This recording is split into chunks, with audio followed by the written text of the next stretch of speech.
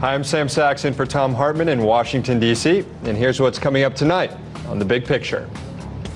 President Obama's controversial new budget calls for deep cuts to Social Security. Progressives are understandably outraged, but now some Republicans are attacking the White House for what they're calling, quote, a shocking betrayal of seniors. So what's with the right's about face on the social safety net? We'll talk about this and more in tonight's Big Picture Rumble. And is the FBI really catching future terrorists or just setting up vulnerable individuals all in the name of making Americans feel safer at night? Tom will ask Trevor Aronson in tonight's Conversations with Great Minds.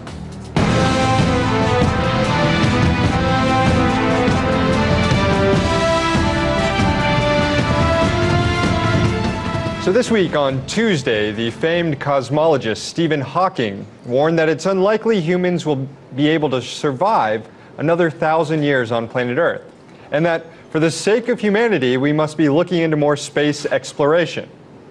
Well, given current climate change projections and the human consequences of a much hotter planet, Hawking may not be too far off the mark. And rather than investing in new science to explore the universe or change the way we use energy at home to slow global warming, our lawmakers are pushing austerity and denying science.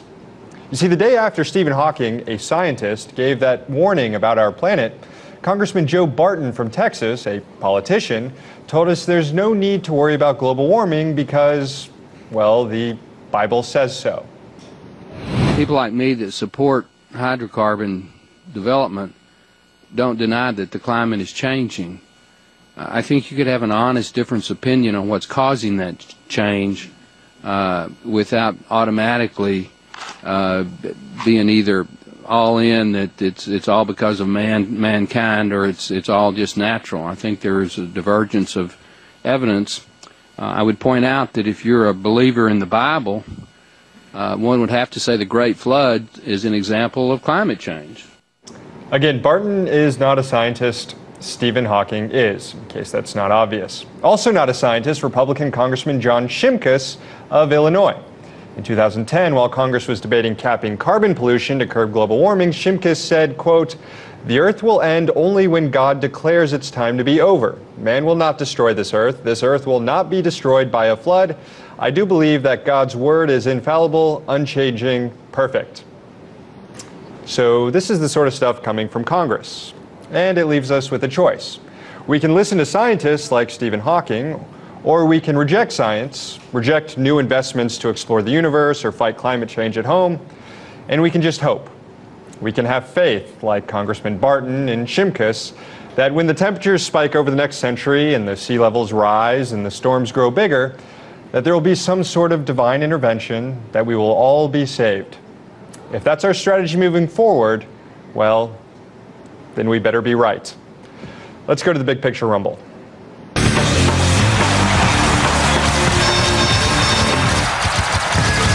And it's Friday. It's time for the Big Picture Rumble. Joining us tonight are Patrick Hedger, policy analyst with FreedomWorks, Nicole Williams, Democratic strategist and attorney, and Bob Parks, member of the Black Leadership Network, Project 21, and senior video producer for MRC TV.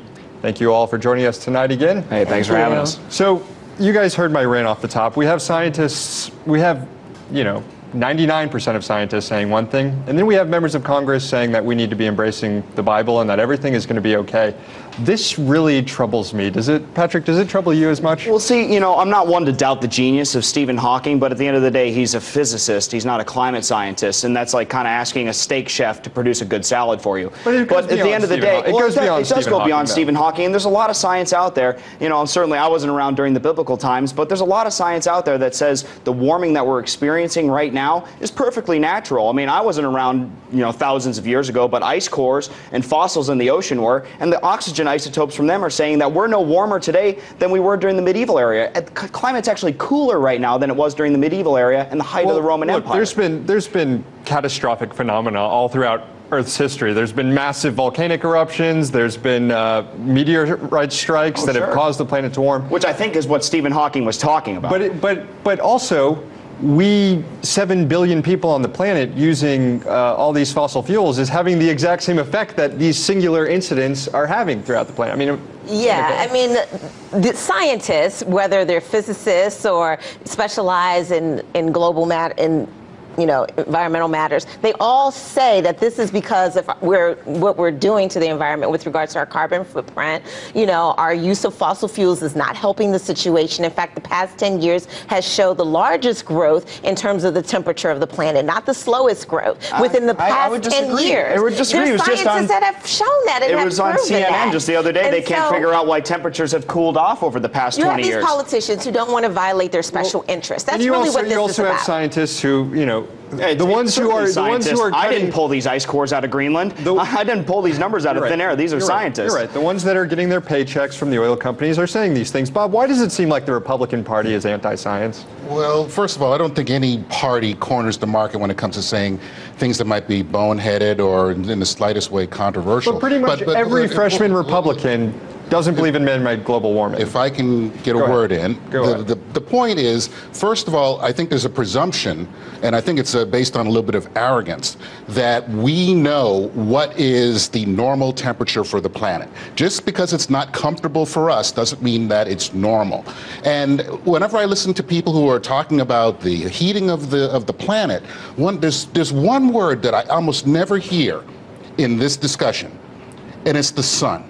The sun is doing things that the sun wants to do, and when the polar ice caps on Mars are melting as well, and we don't have a whole lot of influence with our fossil fuels and our carbon footprints there, it just stands to reason, since our planet is a little bit closer to the sun, that maybe that's where we should be focusing on. And I don't think there's a whole lot we can do with it, whether we're talking to Democrats or Republicans. We don't have that kind of influence on the sun. So you think the scientists who are studying this, and the 99 out of 100 scientists who are saying that the planet is warming by man-made global change are just ignoring, 99 out of 100%, 99.9% of scientists a couple hundred years ago thought the Earth was flat and that the Earth was the center of the universe. They were eventually proved wrong. I'm saying it's important to have a little bit of technology nowadays. Well, they probably thought they had the best technology back then too. Didn't they want to shut the patent office in the 1900s? I mean, we can't think that we're know-it-alls here. At the end of the day, there are a lot of things out of our control, and we shouldn't bury our heads in the sand in the name of sacrificing progress. Let's assume that the science is wrong on this. Let's assume it's wrong. What's wrong with still investing in clean energy here so that there's not as much pollution in the air? It's not producing. So that we're not having asthma epidemics all across America and across the world? What's wrong with this? It's not producing demand. There's lots of companies that are making a huge ton of money off of this renewable energy. I don't care if they're making money. I care if they're producing energy. So how is that? But it is productive. It's... Well, actually, wind farms only contribute less than 2% of the energy that we need. So we're not getting the energy that we need. I don't care how much money they're taking out of federal tax dollars. There's a small percentage of wind farms out there in the country. They've almost tripled, and we're still only producing 2%. We're seeing it in Australia. Bob, in Australia, they have restrictions on, they have carbon limits on how much pollution you can have, and they make oil companies and coal companies pay for a lot of the externalities that they cause through this tax. And what we've seen there is that wind power in Australia is at the same price as fossil fuels there. If in America we made the oil companies and the coal companies and the gas companies pay for their externalities, pay for the cost of our military to protect shipping lanes all around the world, pay for the healthcare costs of increased asthma cases all around the world, there would be price parity between renewable energies and fossil fuel. Shouldn't we pursue this course of action here so that oil companies are actually paying for a lot of the damage they cause? Well, first off, I'm not really familiar with the tax rates and how things are in Australia, but I'm sure based on the experience of what's going on, it seems like every other week in this country there's a green energy company that's going bankrupt. So obviously the technology's not there, and it's not, it doesn't seem to be carrying its weight. If you have to subsidize it, that means there's something wrong with it.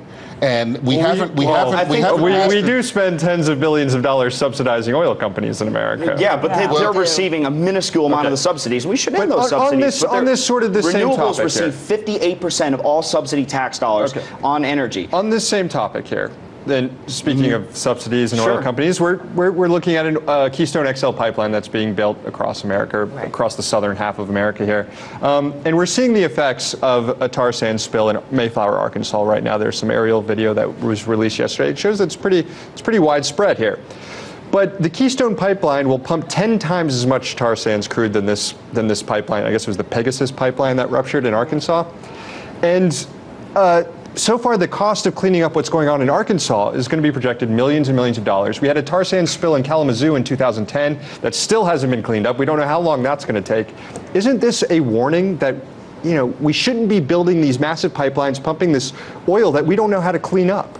I think it's a warning that we shouldn't be, once again, burying our heads in the sand. I was actually on last week talking to you about the Keystone Pipeline, and I have to admit I was wrong. I told you that there are 55,000 miles of pipeline in the U.S. I actually relooked at that number. That's only 55,000 miles of oil pipeline. There's actually 2.3 million miles of fossil fuel pipelines operating in the United States, and they're operating perfectly safely. And now, if you want to, sure, oil spills are bad, but you have to put them in perspective. We don't have a viable alternative to these fuels right now that can meet market demand. So, the only alternative that you're presenting is shut the cameras off, shut the lights off, and let's all go outside and hold hands. There's nothing we can do about this right now. And at the end of the day, the scale of that spill was very small. And the beauty of the pipeline, unlike a ship headed to China, is that you can shut a pipeline off. A ship is going to spill all of its oil. A pipeline's not. Right, but you can shut it off after the oil starts spilling, but the oil's still going to be in water areas. And I just don't know what your alternative is. The wind is not producing enough energy. Solar's not producing enough energy, and we can't keep these. We're running out of money to keep them propped up. Can we really rely on the oil companies to make this transition themselves? There's trillions of dollars of oil still in the ground that can be pumped up, lots of profits to be made,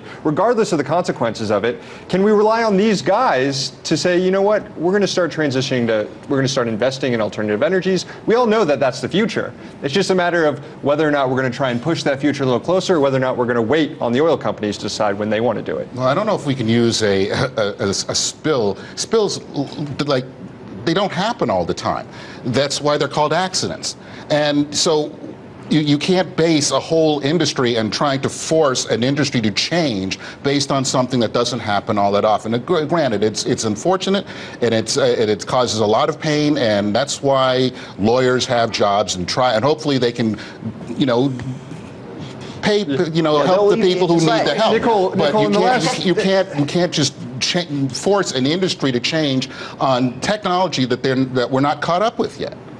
Yeah, but part of the reason the technology isn't caught up is, one, the oil companies don't want to invest the money for a variety of different reasons. And you're talking about government, but yet the Republican Congress keeps making these cuts with the budget in order to help foster innovation. I think the industry has shown that we can't really trust them to do what's best for us. But we're out of time. We're going to move on to the next topic right after the break. More of tonight's Big Picture Rumble coming up.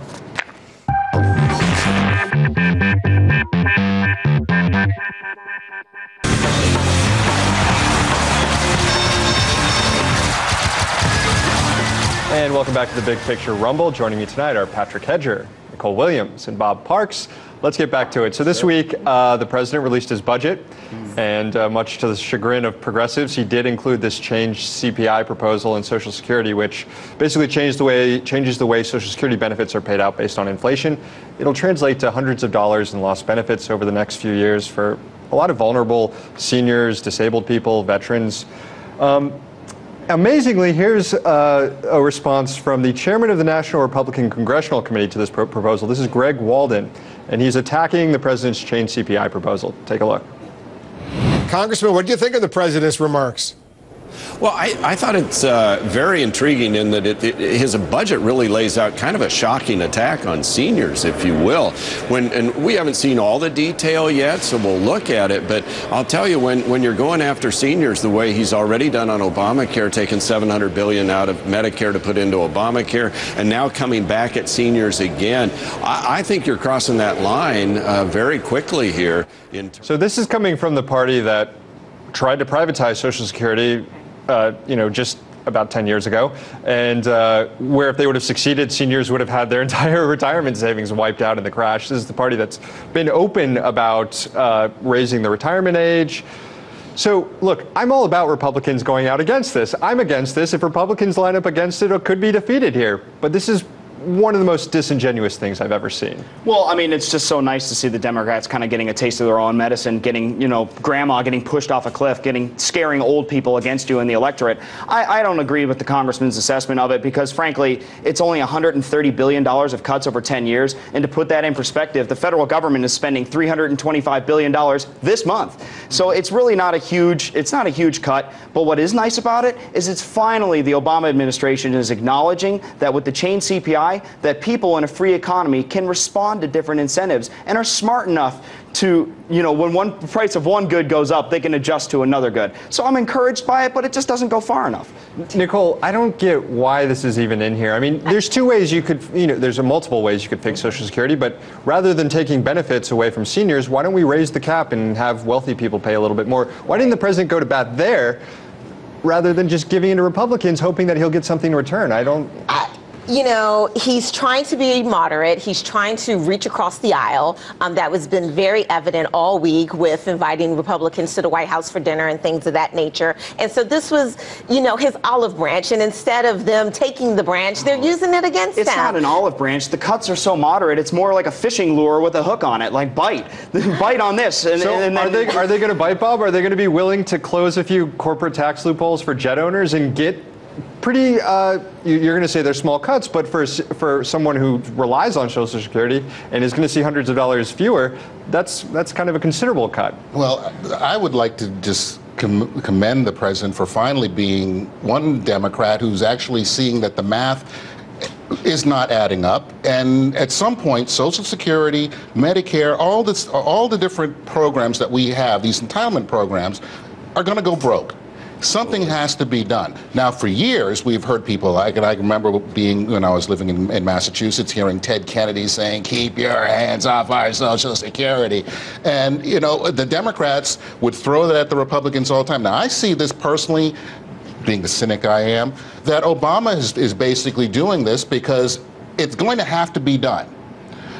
But when it is done, he's going to turn around and say, oh, you see those Republicans, they forced my hand and they would not compromise and they were being obstructionist and, so we had to make these cuts. And he's going to turn around and do what this administration does best, and that is blame. I mean, the premise that this needs to get done, I don't see that. I mean, if you look at Medicare, ever since it existed, the projection for how long it would last has ranged between 2 and 28 years before it would go bankrupt. Right now, it's about at 11 years, and then tweaks are made and everything like that. Social Security is running trillions of dollars of surplus and isn't expected to go. Until about 2016, there's actually, if you look at the unfunded liabilities, those total, I think it's closer to $80 trillion. So if we don't do something, and I don't think this goes far enough, seniors are going to lose their Social Security checks regardless. We have to restructure the program. Go ahead, Nicole. I was just going to say, but there's other ways to get there. And the thing is that is disingenuous. Regardless, the Republicans are not going to approve his budget. I mean, let's just be very honest with it. The Democrats. The Democrats have voted down the budget unanimously for, I think it's coming on 3 years now. But I think what we're ignoring here are the deep structural problems with our economy, which are really underlying why these programs are going bankrupt. We have tons of people unemployed. The programs going bankrupt are the underlying problems of the economy. People are unemployed, they're not paying revenue into these programs. When workers' wages as a percentage of GDP are lower than they've ever been in the history of this country, at least since they started recording these numbers back 60 years ago, you're not contributing as much to these funds. So why don't we focus on getting this economy back on track rather than austerity, which is going to only hurt the economy, as we're seeing all across Europe. You're not going to get the economy back on track by raising taxes on people to pay off the unfunded Social Security liability. When you do that, when you target rich people about raising the funds available for Social Security, you turn it from the insurance program that we were promised it would be into a welfare program that we were promised it wouldn't be. So the Republican budget, which is on the backs of the middle class, is a better alternative? I don't think so. I mean, the middle class is struggling right now, like Sam said. And so what the Republicans are proposing is to make that burden on the middle class even more so. Yes, we do need to put the burden on those who can't afford it the most. I don't think we need to put the burden on the people that employ the middle class. The reason the middle class is hurting so much is because their employers are hurting a lot worse with regulations and high taxes, the highest corporate tax in the world. Right. Yeah. But actually the second lowest in what's actually paid. Well, that's because all the corporate loopholes, and I will agree, we got to close those. Okay, so we're saying that Republicans should come to the table, close these corporate tax loopholes. Sure, I'd love to see that, but we got to lower the rates too. The Democrats got to come to the table on that one. At the end of the table there. Well, I don't know. There's still that definition of insanity that, you know, for the last 4+ years, the president has proposed budgets and he has trying to take this country in a direction that has not worked. Now, there are other ways that have been tried and true that turn economies around. Like in Europe? Cutting taxes. Oh yeah, you want to start looking at France? Europe hasn't worked. They haven't combined they haven't done what needed to be done with austerity by cutting government spending. They're just getting they have an economy that's so dependent on government spending that when they cut government spending and don't lower taxes to let the private economy take over where the gap of the government leaves, then you're going to create problems. The austerity you need to do is you need to lower taxes and you get the government out of the way. Every time that taxes have been lowered significantly, the economy always takes off. Yeah, that's a bubble. That's a bubble that's created. Lots of wealthy people have lots of money in their hands that they didn't have, and they go and they invest it in Wall Street, and it creates a boom. You're right. Every time taxes have been lowered, in 1920 they were lowered, we created a giant bubble. 10 years later there was a crash. In 1980 they were lowered. 8 years later, savings and loan. 1990s they stayed low, and there was the 2000 crash. And then the Bush came in and had his tax cuts, and another 10 years later we had another crash. So yeah, we get a boom, but we have to deal with the crash a few years later. You get these perverse incentives from the government saying, oh, risky spending practices. Actually, Obama just came out a couple weeks ago and said we need to resume giving loans to risky spenders, subprime loans. It's the government encouraging cheap money that's producing these bubbles. They keep getting in the way and interfering with the signals that are in the market and sending their own signals because people don't realize, people don't think the government can ever collapse, and it can, and that's what Europe's proving. And the education bubble is the next one that's going to burst. Absolutely. I think you're probably right about that. Let's move on to paycheck fairness here. Republicans in the House blocked Democrats. Why is it always Republicans? Because they did. Look, most of these problems are bipartisan. I completely agree with you, but this is a Republican problem. This issue of equal pay for equal work for women. They seem to not be on board with it at all. They blocked an attempt to get it out of the Committee on Education on the Workforce yesterday.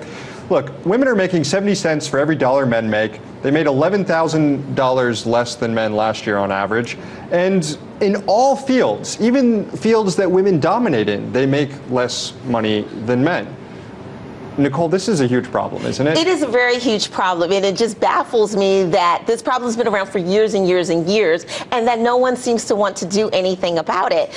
You're right, absolutely right. In nursing, education, waitresses, in every possible sector that you can think of, women are making less. And here's a proposal to try to get rid of some of the loopholes, to allow women to be able to, find out what other employees within the company is making, so that they can compare their salaries and go to their employer and say, hey, John is making 70, more money than I am. What is this about? Is this based on gender, or is this actually based on... The way you framed it there, it's an invasion of privacy. I think people tend to be very reserved about how much money they're making, and that shouldn't be public information. But the fact of the matter is... Do businesses have a right to discriminate against women? No, absolutely not. And there's actually a law about that. It was passed in 1963. It's called the Equal Pay Act. But it's pretty ineffective. No, it's not ineffective. That's statistics. Women don't have the access they need to fight this discrimination. They don't have access to the courts. I would say they do. They don't have access to find out how much they're being paid. I'm citing statistics from the Independent Women's Forum here, who's actually come out against this because they don't think it's necessary. You talk about closing loopholes, but throwing up a brick wall. It's absolutely ridiculous. Their problem is solving itself. Yes, there is an inequality if you look at across the entire labor force. But if you compare at the employment level, the inequality drops from 23 cents to 4 cents. And that means the problem is solving itself. And it's solving itself if you look at the universities of this country. 57% of college students in this country are female. And 25% more women graduate college.